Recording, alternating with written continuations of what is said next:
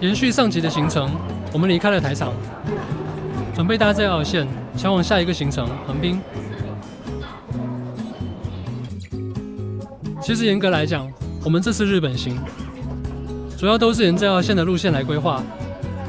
这6天的行程从东京站开始，到大船站作为结尾。只是到了横滨，还是要再另外转车到饭店。主要的观光地点就在日本大通一泽站。但就是在另外一条铁道支线上，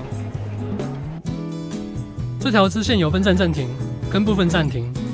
结果坐上去后，才发现我们要去的站没有停。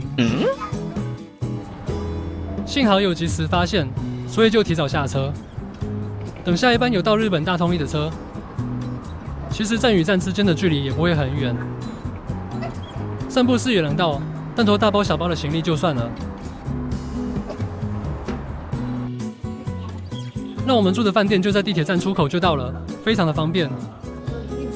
那先办完入住手续，放完行李后，就立即出发到港边去玩。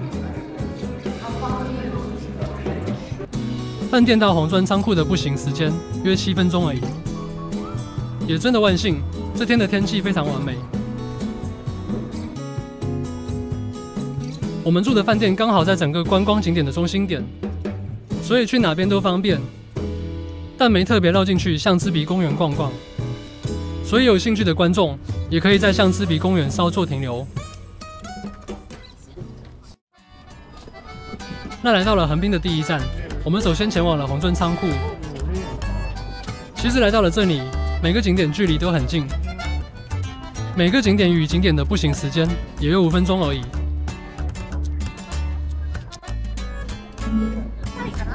这次来到红砖仓库，整体腹地真的很大，光是要绕完外围一圈，可能都要走1小时。也刚好巧遇这里有举办花展活动，那就一路散步走去港边，来吹吹海风，看看游轮。这边真的很方便，甚至也有坐回台湾的游轮。如果可以安排长一点的假期，也能规划在东京玩3天，再搭4天3夜的游轮回台湾。这种超舒适的度假。那红砖仓库建于明治末期至大正初期的历史建筑，现今内部已成为餐厅与文创市集，外观依旧保持典雅的砖造外形，一来可以遥望海景，二来也成为新的观光景点。那2楼还有一个幸福之中的艺术装置，那就来应个景。来敲响这幸福之钟吧！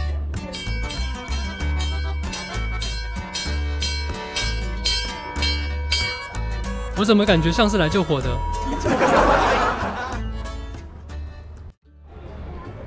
那逛完红砖仓库，马上前往下一个地点。那在之前，先来百货公司吃个午餐吧。其实这间百货公司挺方便的，刚好在红砖仓库、游乐园、杯面博物馆的交界点。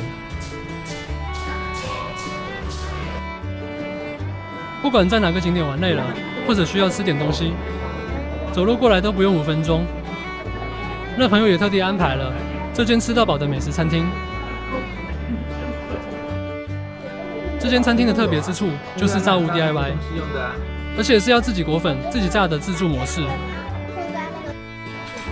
我还是第一次尝试这种用餐方式，炸物种类也蛮多的，算是还不错的用餐体验。那碍于这里不方便拍摄的情况下，等吃完就要准备前往杯面博物馆了。这次的横滨一日游，主要就是以杯面博物馆为主题。毕竟带小朋友来，总是要让他有一点不一样的回忆。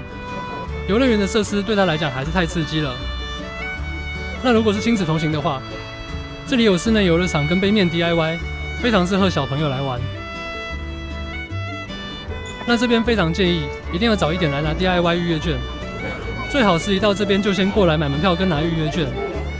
我们当天约12点过来时，已经排到下午5点的 DIY 了。其实这边应该是要叫安藤百福发明纪念馆，只不过现在都被简称为杯面博物馆了。这边也收集世界各地的杯面种类，那其中当然有台湾之光统一肉燥面了。也可以看看世界各地的杯面有什么不同的地方。那现场除了杯面 DIY 以外，还有更进阶的拉面 DIY， 但是听说这个活动一次要2个多小时，所以就 pass 了。那准备开始整个 DIY 杯面的流程，按照预约券的时间来排队，会先来到购买泡面杯的贩卖机，看你几个人要 DIY 就买几杯。由于只有小孩子要玩而已，所以我们只买1个。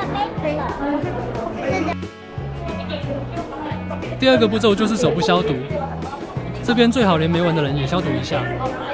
后面还会有需要协助小朋友的地方。第3个步骤是说明杯面哪些部分可以画图，并让自己写上生产日期，以免变成过期食品。第4个步骤就是开始在杯面上涂鸦，另外也会说明杯面的食材成分等等。这个环节也是最耗时间的地方，小朋友的创作力一发不可收拾啊！这是我妈的小鸡，然后这是他的好朋友兔子，这是摩天轮。然后呢？然后呢，这是下面的房子。好，有房子，好有人。周末好，很棒啊！那你买1间。泡完杯面后，又是另一波排队人潮了。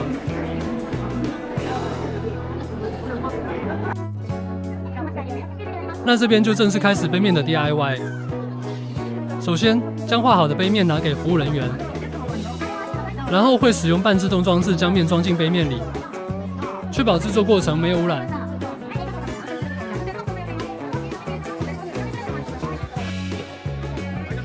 接下来就是到选择食材跟汤头的部分。这边我还烦恼个老半天，怕有选到猪肉食材，变成1碗20万台币的泡面，所以就干脆帮小朋友全部选海鲜口味，以免回台湾被海关拦下来。再来就是将杯面用保鲜膜封装起来，整个 DIY 流程加排队时间大概1个半小时。如果有要来玩的观众，记得要拿捏一下时间。那这样一杯独一无二，属于你的杯面就完成了。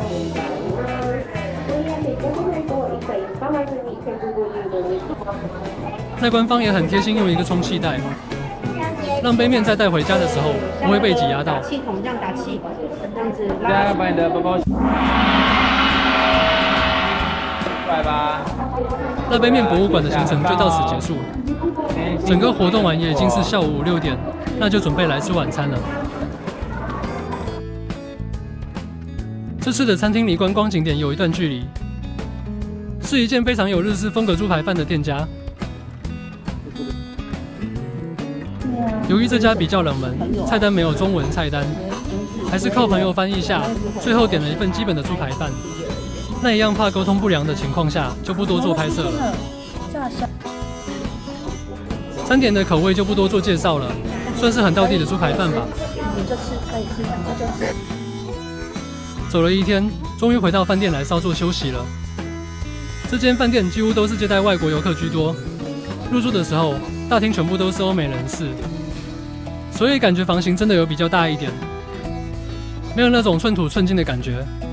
有些空间也是给的很大方，价格也还不错，但入住时发生一些小插曲，导致入住时的感受有点不佳，算是入住这间饭店的小遗憾。除此之外，地点跟装潢都是非常不错的。如果有要回访横滨，这间还是会纳入选择之一。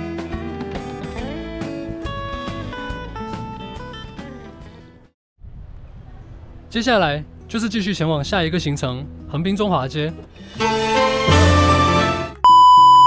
都还没吃到，放什么音乐？虽然知道日本商家休息得早，但早到8点就已经关门的一半店家，是在吃小笼包呢，真的是令人意想不到。在台湾生活久了，总会以为店家都会开得很晚。对啊，尤其是像这种宵夜场次的夜市感觉，那也只能到处逛逛，看个眼福了。本来想说还有留点肚子来吃个中华料理的，没想到这边卖的最多是小笼包。也难怪一堆日本游客到台湾都要指名吃某家的小笼包。其实这家包子店算是慕名而来，但想不到也已经关门休息了。花街，它那个就是……那没办法了，只好留影来记录一下，存到此一游。这离饭店也不远，走路约10分钟而已。不想走的话，饭店正下方也有地铁可以直达这站，算是很方便的地方。那逛完中华街就回来饭店了，很可惜，这间饭店楼层不够高，顶楼也看不到夜景。那一夜好眠后，隔天一早就先到附近找早餐店。是的，我觉得日本什么都好，就是早餐店这块很少。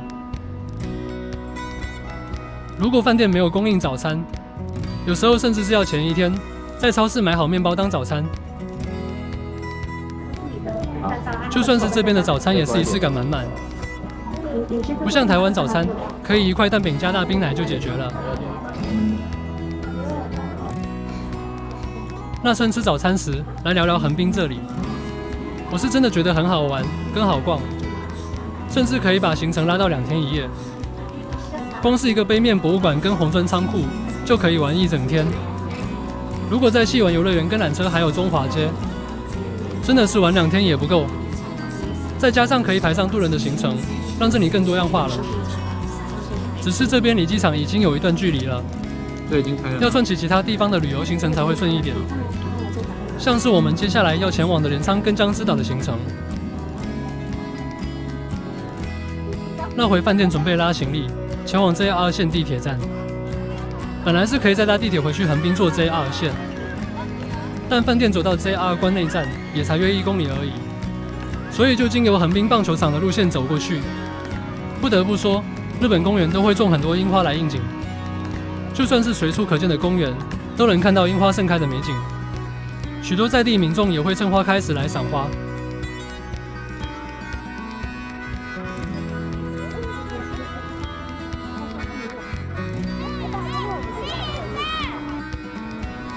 那到了关内站，就是要直达这次最终站大船站，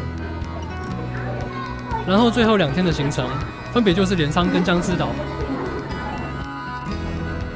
这2个地方都还是要再从大船站转车出去，不过基本上入住是在大船站这边为主。不得不说，这条铁道线真的很方便，真的就这样一路玩到底了。之后要回程也能直接坐回机场，不用再转车。